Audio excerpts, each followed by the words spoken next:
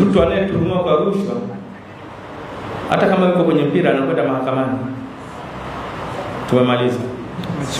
Tumemaliza. Kwa sababu ina maana akiharibu mchezo anatuhumiwa kwamba amepokea rushwa au amehusika kwenye rushwa.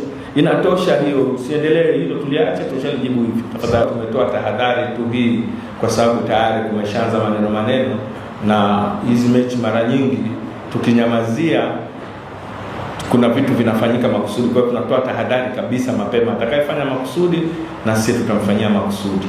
Zote tunakutana na kamati zetu, kama sio rais, katibu mkuu au CEO wa bodi ya ligi au mwenyekiti wa bodi ya ligi, tunakutana na hamna jambo lolote linalofanyika baya.